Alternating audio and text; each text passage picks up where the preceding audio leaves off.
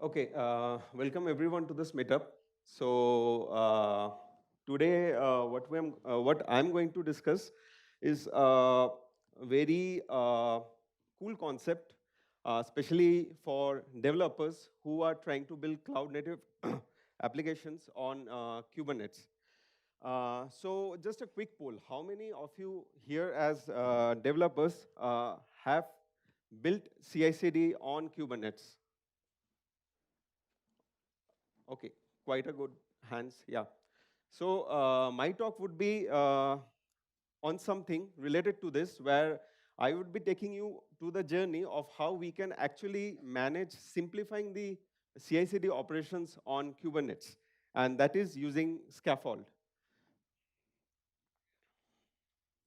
So just a brief about myself. Already Ajit spoke, so I don't have to speak. So yeah, so I'm working here in SAP as a senior DevOps engineer, and I'm a community member and also a speaker with Docker Bangalore.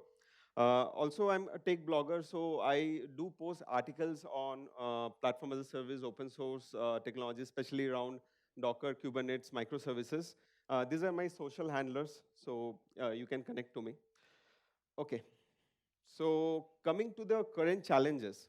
So what it has been seen that as developers who are actually creating cloud native applications, they spend quite a long time in building and managing container images across registry. So whether it's a public registry, whether it's a private registry, there has been a challenge, and the time taken for manually updating the Kubernetes manifest file and redeploying the application every time for a smallest course change also add to that particular challenge that the developers face. So working on this cloud native application means one has to also take care of the nitty gritty that comes from the platform side. So basically, if you think that Kubernetes is easy, it's not as easy. There are a lot of complexities which are involved in that platform. But as developers, we should not be bothered or think about how the platform will react when I will deploy the code. Rather, I will have something that it will take the code and deploy in my actual landscape. Also, building a full-fledged CI/CD pipeline for local code testing is time-consuming and also takes much of the manual effort. The main other challenge that comes is basically when we are planning to integrate different modules or plugins, especially the third-party tools, to our existing CI/CD flow. So what happens whenever we are trying to integrate, otherwise we have an open API, integrating to the existing setups becomes a challenge, which actually takes double the effort in managing them. Also, the current local CI/CD management workflow doesn't actually imitate the real experience, which is close to the production setup. So around these challenges, what I'm going to show one of the solution which has been proposed from Google. So it was something which Google actually came to know 1.5 years back, and they came up with the tool called Scaffold. So Scaffold, though it's from the Google, but it's purely an open source tool. It's written in Golang and licensed under Apache 2.0. Its first alpha version was released in March 2018, and it's a pure toolkit for creating your CI/CD pipelines.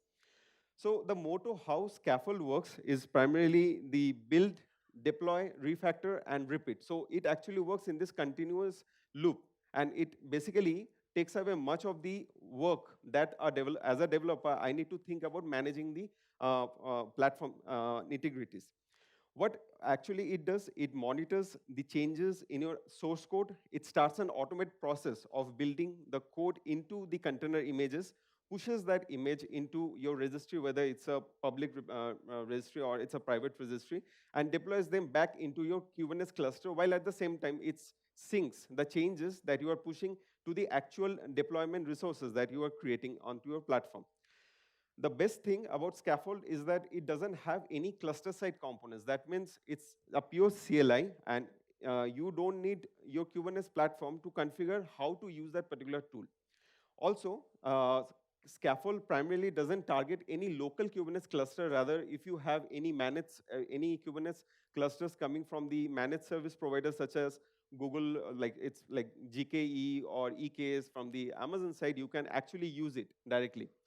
because it has a quite a good pluggable architecture. So whenever you deploy an application, one of the good thing is that you can also debug any problems that is actually coming to the application, whether it is written in Java, Node.js, Python, or Go. Currently, Scaffold has actually came into GA. So it was actually in last year, November, when Google actually produced it in the general, as a general availability. And so the version with which it was released was version 1.0.0. Now I think one more version has come up. So let us see about how this scaffold architecture, how it actually works. So if you see, here is all the things that happen. So scaffold actually sits between your application source code and the Kubernetes resource manifest that you actually create to deploy your application. So whenever there's any changes that you are changing the particular source code directories, or you are changing certain code aspect of your application, Scaffold immediately detects that and it starts triggering the build process. So Scaffold gives you the option of using any one of the build tools, whatever it's fine for you. So basically, you can use the Docker file for building your image. You can use Bazel. You can use Jiv, which is one of the Maven build tool for creating your Docker images. And then once you start building it, then Scaffold runs a container test structure test, which just to identify that the particular artifact that has been created is like it is consumable. There's no error inside it. Once that is done, so then it basically starts a tagging process. So Scaffold has a tag management policies through which it can actually provide you multiple different way of how you can tag your image. So you can tag the image using the commits that you are actually pushing the applications onto Git. You can actually do it using the SHA-256 hash, or you can use a Go template with an environment variable support that you can directly push it there. Also, you can, if nothing is available, you can directly basically tag it with the timestamp on at what time that particular image is getting created. So once tagging is completed, then the image is pushed, the artifacts is pushed into the registry.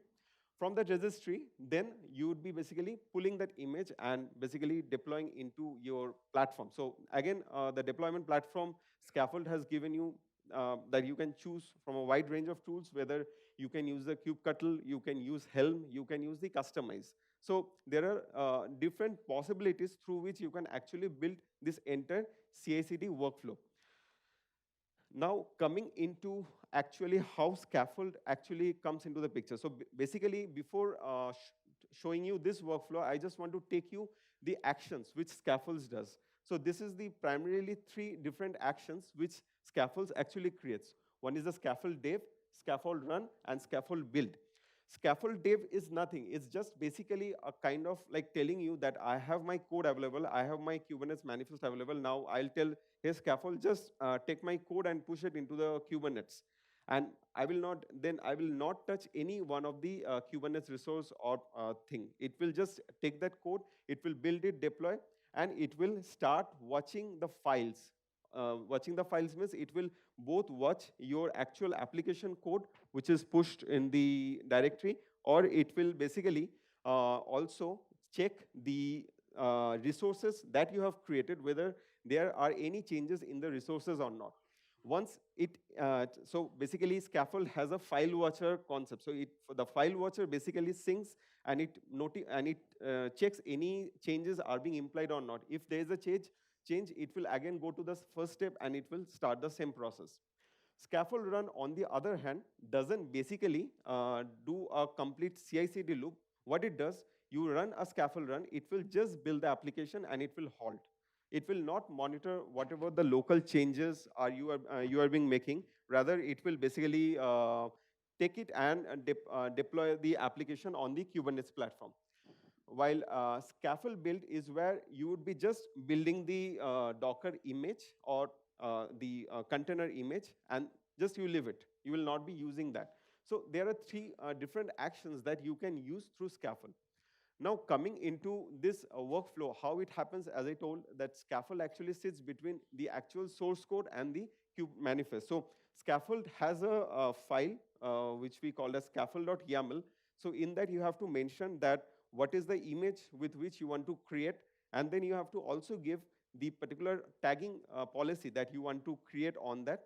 So once the tagging policy is created, then basically you have to also mention what are the set of Kubernetes resources that you want to manage. So what Scaffold will do, Scaffold will basically take the source code, take the manifest, and basically it will detect the correct context where your Kubernetes platform is running, and then it will do the deployment. So it will basically do the Docker build process. So the Docker build will basically create the image, either one of the tools that I've showed you that you can take, and then basically it will push through the Docker push command to the Docker registry. Also, if you're using a remote development cluster such as a GKE, then Google Cloud Container Build can also be used, and then it can push it into the GCR registry. From there, once it is done, then in the deploy platform, you have the option, as I told, that you can use the kubectl, the customize or Helm to basically take that particular build artifact and deploy it on your application. And then this closed monitoring loop starts performing. So if there's any change within this area, then it will start triggering this whole process once more. While scaffold run, on the other hand, will just exit and will stop it. So this is just the workflow. Now, enough of talking. Let's see a quick demo on this, how it actually happens. So I'm running.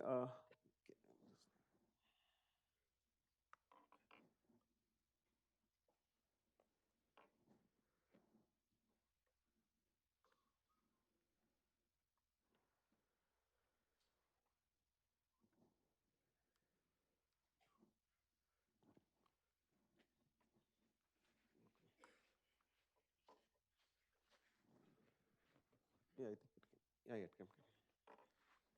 Okay. So basically, I'm running a local Kubernetes cluster here. So it's just running in my machine, nothing else. So I'll just show you. So it just has one master and one worker node running. Okay. So what I will do, basically, I have developed an application. So basically, it's just for the demo purpose. I've just created one application. I'll just show you how Scaffold actually works in basically creating this local CI/CD workflow here. So I'll just duplicate one more session.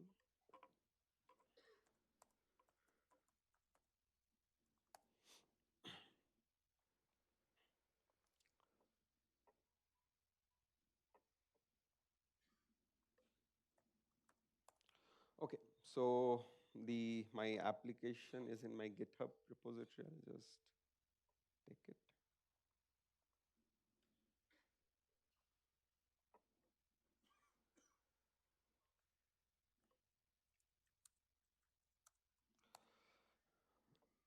Oh, sorry.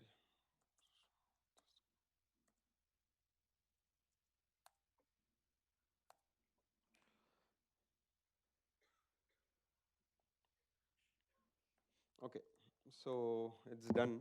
So now I'll just show you what are the files are there in the folder. Okay, so basically, how you basically work or create this local CI/CD is basically you have to keep your application source code, also the Kubernetes manifest, because as I told you, that scaffold actually sits in between these two, monitoring the changes. So I'm just trying to create a simple Nginx applications, and for that I have a Docker file, simple Docker file, which will just take an Nginx image. Basically, it will copy wrapper.sh. Wrapper.sh is again is having the code to start the Nginx process. And then basically, I will copy the HTML directory, which is here inside it, into the user share, which is the Docker root for the Nginx application. So this is the application side. Now, coming to the Kubernetes manifest. So as I told you that we will need some Kubernetes resources, because ultimately we will be deploying in the Kubernetes platform. So for that, I have created one deployment here. And this is a simple deployment. I'll just So this is just a simple deployment of Hello Well, and that basically it will just create a single pod for me. I haven't mentioned any replica, something like that. And it will just, along with the deployment, I'll be needing one services, because I need to basically expose my application outside my cluster. So for this case, I'm using the node port service here. And then basically, let's see how basically Scaffold takes it. So in Scaffold, there's one file which is called as the scaffold.yaml, which is the main file. This file is not, you have to like, you have to handwrite, or means you don't have to manually create that. With the current V2 Alpha 1 version, Scaffold give the possibility of you can create this file yourself. But just for time purpose, I have created it, and I'll just show how actually this file is looks like. So this is a simple Scaffold configuration. So it using the V1 Alpha 2, and it's a config resource basically. So here in the tag policy, I'll be mentioning that what is the policy that I'm going to choose to build my image. So I'm using the git commit. Okay, so the git commit is basically where I'd be choosing that what is the latest commit that I have done for my application. I'll basically take that commit and add it to my final image build. And I have to give the image name also, because based on that, it would be pushed into my Docker registry. And then the local workspace is dot, because I'm taking from the current workspace, and it's a local deployment. If you are deploying it into a remote GK cluster, then you have to appropriately mention the API server configurations, the basically the kube context here, and then it will be basically identify that. And in the deploy, basically here we have to mention that what are the resources that my application would use. So here you can see I have just mentioned k8s-star. Star means any file name which is starting with k8s, it will pick up. It's up to you how you want to configure. So this is just like if you are mentioning the Kubernetes resource using different file names, then for example, every manifest name you have to produce here. Or else if you are just keeping as a single name, you just put the put the first name and then give star, and then it will pick all the relevant files here.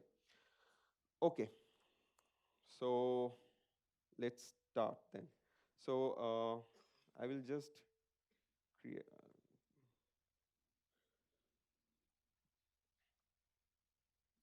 I will just create one watcher in my current cluster. So currently I don't have any pods running. I'll just ask Kubernetes to monitor resource creation here.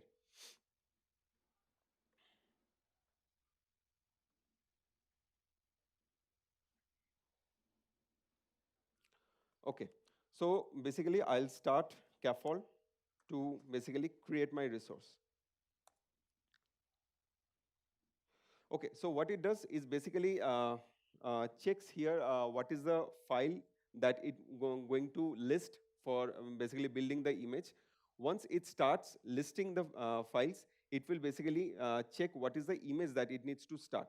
So the tags that are used here is basically the image name, which is basically being created the build process, because I had previously created one build for that, so it didn't go through the entire build process. Rather, it took it from the cache and started building the image.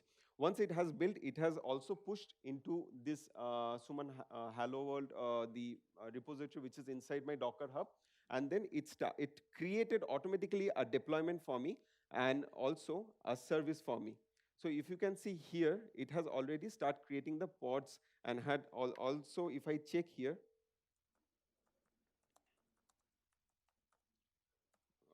just check together all the things. So it should have created one deployment for me, one pod and one service, which is again listening on 30080. Now, at the same time, if I go here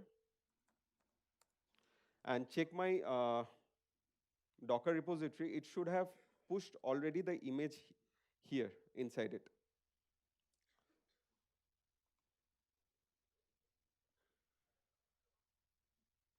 Okay, so it didn't push because it was already there in the in my local space.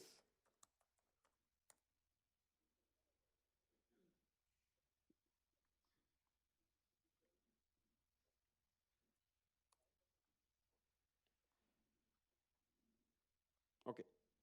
So now once it started running the application, I can just go there and basically point my IP on this application, and it should come up. So this is the application. What actually I started means I for which I use the scaffold to build this application. Now, if I go here and I can see some of the logs that is coming in directly. So these are the application logs. So one can actually monitor these applications directly. And if there's any error that is coming, he can also take the API request and can basically know what problem it's actually causing. Like because it's scaffold is more for the local CI development, right? So you immediately create an application, you build an application and push it into your target platform just to confirm that your application is working fine, because there would be multiple iterations that will happen, right? So it would be quick for you to identify any changes that are being introduced or not. Now, for example, let's say if I do some changes here. Uh,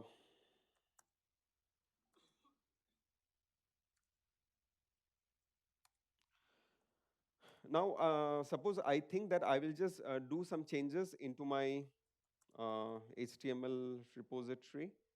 So index.html. And let's say I change the front end,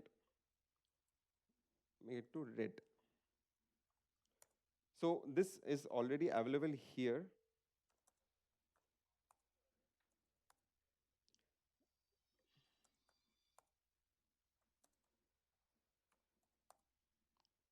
So I just changed my code repository here. And you see, it has now started building the image. So you can see here it started building it because it was not available from my local setup. So it started building from the scratch.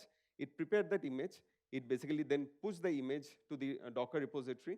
And then basically, it found that this tagging is already there. So what it will do, it will create one more tag ID with that. And then it's checking the cache checksum. It's waiting for the changes to happen. So because it's now configuring the deployment, the services, and then it says that my application is running. So from the from the developer point of view, I don't have to worry how my pods and services are being working. I will just let Scaffold manage it while the required pods would be running as it is, it should have run. It's like created a new pod with 20 seconds earlier. And also, if I now go here and first of all, I should now get something here.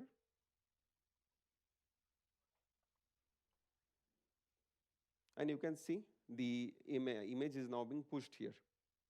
The previous image was being used from the cache side because I built it yesterday once. So that's why I didn't delete it. And now next, when I'm just building a new image, it will basically create that particular image for me here. Okay. Now I should see there should be some change in the application, and it changed actually. So this is how fast it can be to create a CI/CD workflow within the periphery of like creating your own applications. There is not much that it is required from the infrastructure that you need here. The initial setup has to be done. Like you need to have the Kubernetes resources in place, and then you start working and coding changes into your application source code, and those actually gets reflected here. So one more thing here is like it's not about just changing just the image or like changing anything related to the application source code. Now, say for example, I just want my from the as a DevOps engineer also I can use this scaffold tool. Say for example, I just want that I want to create one more replica of my application, basically one more instance to come up because I see a certain peak in my application usage. So what I can do, I can just create replicas 2 here, save it, and let Scaffold manage it. So again, it will wait for changes, and it basically creates, what it does, it checks that there is no change in the application source code, rather there is a change in the Kubernetes manifest, and just it syncs the change to the actual resources that is running onto your cluster. So now if I go here,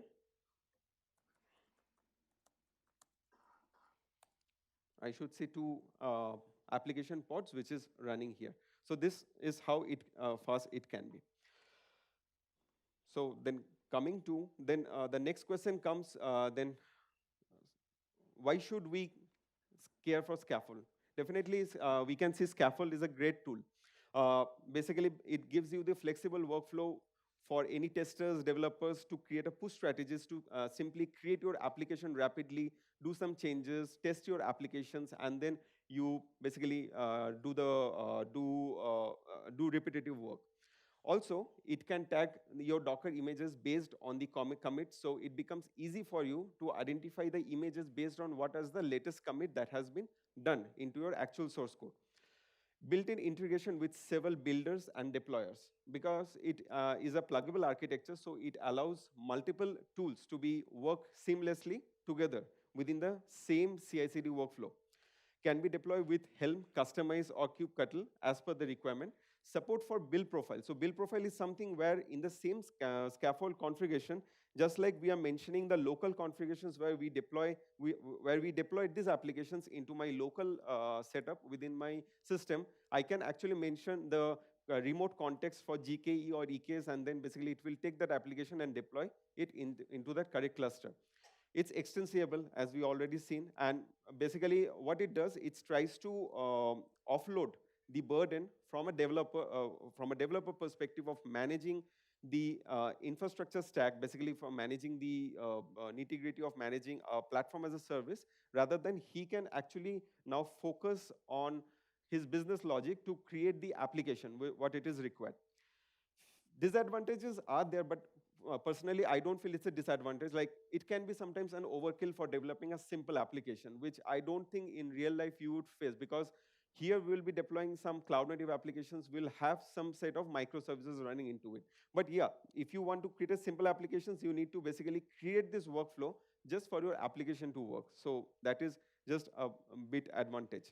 One more thing which I just wanted to show you on the demo is how easily for a developer to manage the resources part also. So let's say, for example, I did my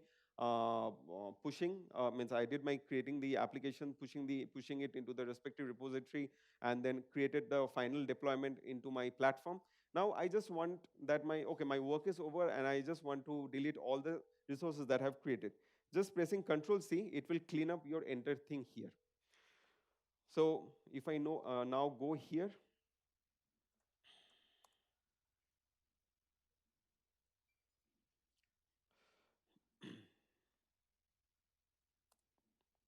I should have nothing running into my system. So it's just clean as it was there before I started my development.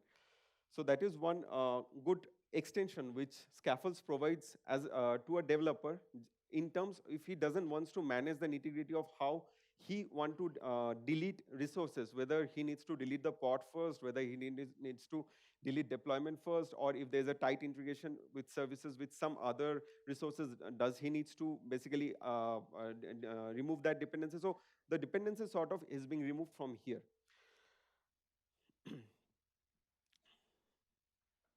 So some of the references, so you can refer to this GitHub repository. That is quite a good bit of where you can start, and also you can contribute because it's an open source. And also Scaffold Devs docs.quickstart gives you the place.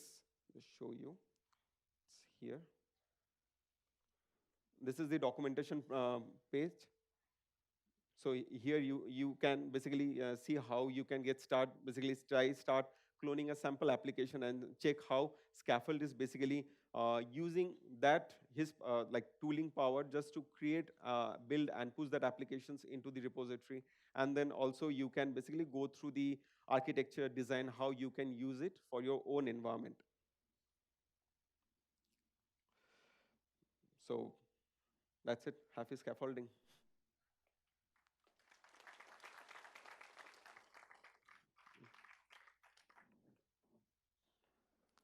So I think I still have 2 minutes time, or Ajit, is it?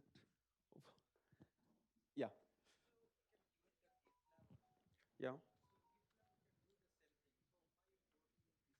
So when you are doing the GitLab, right? So basically, you are not able, say for example, you created some code repository. Okay, now you need some mechanisms that can actually take that code and push it into the application side. Either you have to configure a complete CI/CD pipeline for it that will basically take your code build and push it into the application. Scaffold is more meant for a local development purpose. So from local to remote, it can actually go. So the time taken in basically managing this entire stuff would be more rather than how simply it can be done here. You just have to define your scaffold YAML with all your image name and also where your source code is, and then you just deploy and you just mention what is the kube manifest file that you are being using, and that's it. But in a GitLab, you have to also define the workflow of how you would be going to deploy into that particular platform.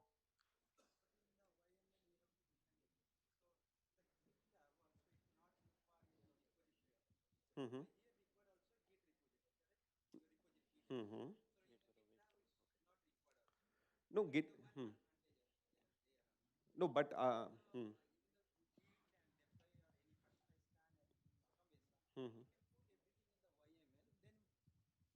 No, just putting everything in a YML will not serve your purpose. Like for example, you cannot put your deployment definition, service definition into a single YML and combine with No, it. not. I am not talking the single YML. We can put different in the common YML and Hmm. include that YML. But how Suppose then you will put forward and do the deployment into a landscape? Who will see, manage that landscape? Or who, does it clean up the resources also once you do the deployment? no, no, that one is not there. Yeah, correct. So you So have to think about managing from a local to a remote stuff. Like for example, I built some application. Now I don't want to basically use my landscape just to go and deploy there.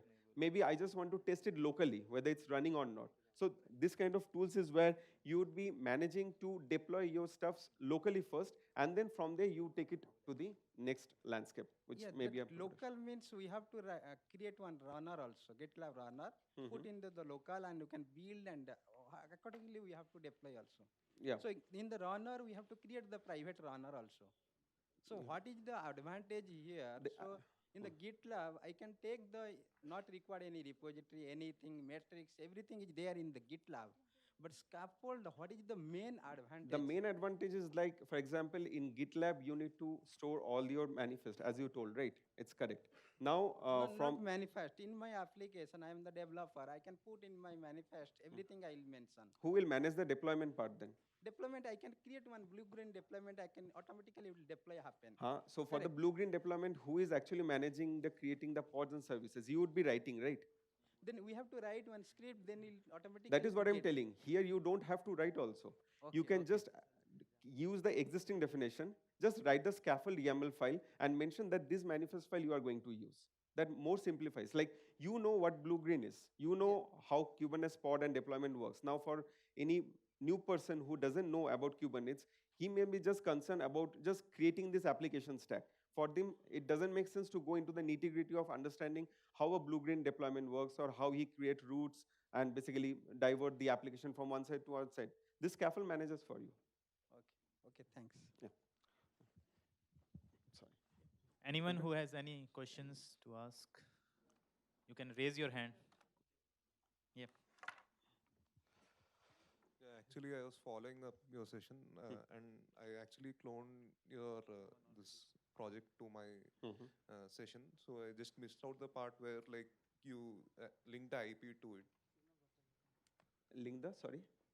to deploy the app. Can you like reiterate the steps which you had followed? Like, Oh, okay, so basically for deploying, like, so you have that Git clone, right? yeah, So you will see once you clone that, in this, there would be three manifests. One would be the deployment manifest, the yeah, service manifest, and the scaffold manifest. okay, So the IP that basically I'm using, it's my local Kubernetes clusters IP.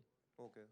My host IP actually. So So, that you will not get there directly because so if I want to do it, Yeah, in if you want to do it, so you have a Kubernetes cluster already running? yeah, I have opened Play with Kubernetes, similar to Play with Dockers. Oh, It yeah, is yes, there, like yeah. play with Kubernetes. So Yeah. if you get the node IP, just use the node IP along with the node port, and it should work. And also, before that, you need to install Scaffold first, which I haven't shown. So that Okay. steps I showed, right, initially, the quick start, there you will Okay. get the complete guideline how to set up the Scaffold actually. Okay, okay. It's a binary, it's a small binary, client-side Yes, binary. Suman, I'll catch up. Yeah. this side. Thanks. So if you are using Play with Kubernetes, one thing is like either you have to expose the node port to access it. So maybe in the workshop, I can show you like how to Yeah. do it. Yeah. Yes, Any Suman, other this side. question? One question I have. Okay. It's related to, as you said, this is for the local development and all, Yeah. right? So let's say like in sometimes we are facing difficulty to running the Kubernetes cluster itself, a small one node or two node cluster itself is difficult according to the resource requirements. So we can deploy the same kind of stuff into some test servers or test cluster, Kubernetes cluster that is possible with this scaffold? Or Yes, yes, it's so possible. where It's- we need to make the change in the scaffold.yaml or So where we actually, provide? if you have a Kubernetes cluster already running, right, so you just need to install the binary first. Okay, Okay. the binary, so here because it doesn't have any server-side component, you really don't need Kubernetes to understand that where Scaffold is running. Okay. It would automatically pick up the changes. Only remember that wherever you are running Scaffold, that your working directory should have the source applications files as well as the Kubernetes resources, because it needs those which you need to also, while creating the scaffold in it will ask those informations. You can create that. So I didn't show the scaffold in it because as I told you, it's still in alpha phase, but Okay. you can work with it. So once you deploy or pull your source code applications, you created your Kubernetes manifest, your deployment services, just run scaffold space in it. And then it will just, a kind of a questionnaire would come that where is your manifest file, yes, yes, Okay, and then it will fine. get the Yeah. Thanks. Thank you. Any other questions?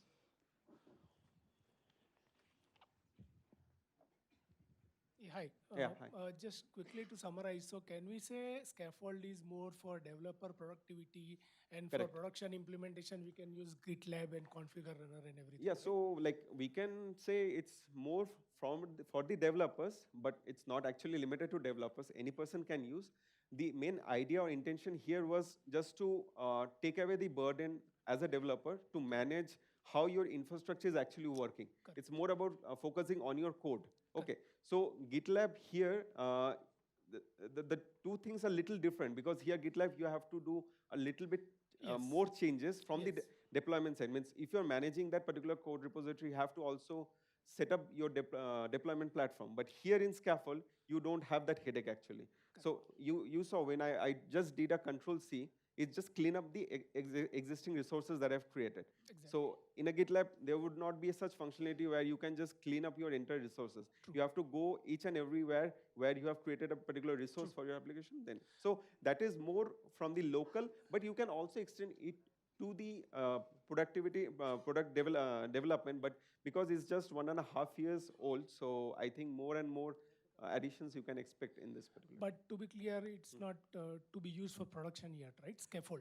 It's many companies have started Oh, using is it actually. Okay. Yeah. Okay. Thank you.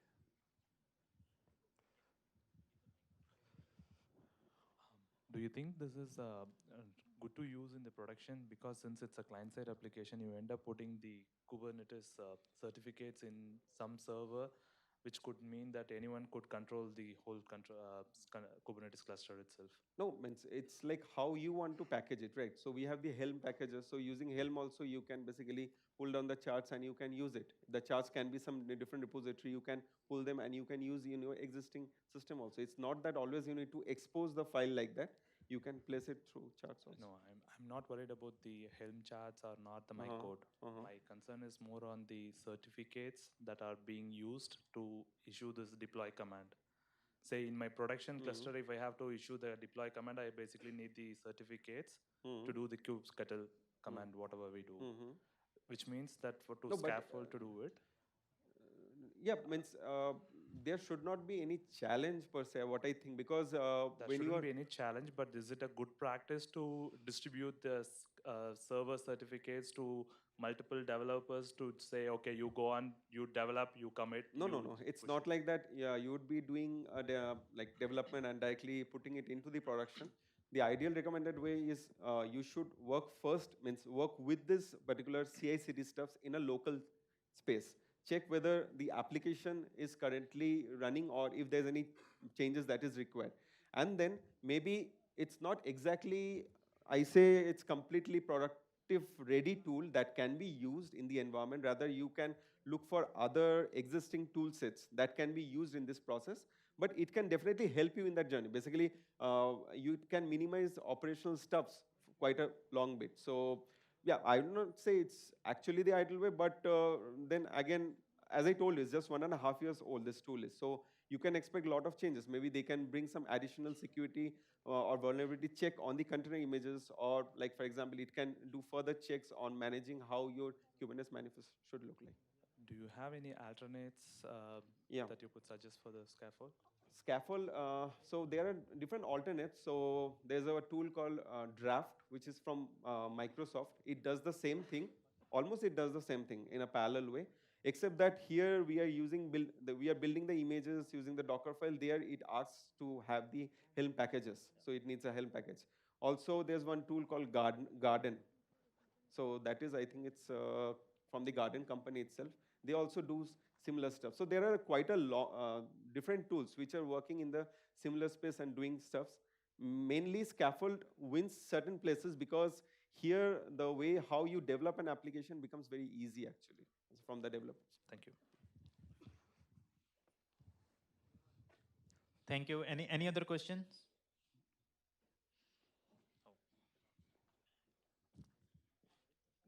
So how I see Scaffold is it's more of a local GitOps tool than a remote GitOps tool versus a GitLab. Remote GitOps means how you want to say, whether it's a targeting the remote side yes. infrastructure? Yes. So for example, if I'm working as a developer on a local Kubernetes cluster or a test server, so I don't want to push to GitLab each and every time to just do one small code change. So at that time, Scaffold would help me a lot. But how to use it against the production? So I also have a similar question. So can we use it in combination with GitLab CI with Scaffold so that we can reduce the number of steps that we are doing in GitLab? And No, so that's what I'm saying. It's not, I will suggest it's completely production ready, but many companies have been using Scaffold right now. They might be using in their development landscape or pre-prod landscape, but not exactly they have any such combinations where they have created where they can use Scaffold with GitLab CI. Okay. One of the thing is that it's not actually meant for your local deployment. Maybe you can target a cluster that may be running on some zone or region within Google, and you can target and push the application that side also. we usually have some sort of a code review and some sort of a pre-production checks before we do, before we push the product out to the different production servers. So is there any option to add that kind of checks in right now? No, not right now. Not right now. So it will be a wide It open will be, access. I think, because there's a lot of development also happening in Scaffold actually. Okay. They're also taking other build plugins just Okay. to build with their existing ones. Okay. So you may expect changes sooner or later. Sure. Thank you. Thank you. Hello.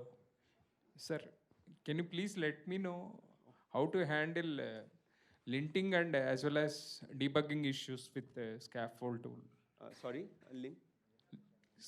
Debugging issues. Okay, debugging, like for example, one of the way, if you are deploying an application in the Kubernetes platform, now you see that, for example, you receive some HTTP response error, which is not so okay, and you get the logs actually in your actual terminal. Okay, so from there you can know that that particular application is not working as expected. This just the basic way of debugging. It will not be like going into the code and letting you know that there are any bugs or something that actually you can directly do through Scaffold. It's just the you do a deployment. You then let Scaffold monitor how your application is responding. Now, if you receive, so for example, error 500, that internal server error, that you get directly in your response, and you can quickly go and check your application source code. While that file watcher keeps on checking your application source code, and you do again a modification, it quickly checks that new modification that which has taken place has any issue that is causing application side on. Thank you all for asking questions. We'll be having break from 1 to 2 networking sessions. That time also you can ask. Thank you, Suman. Yeah.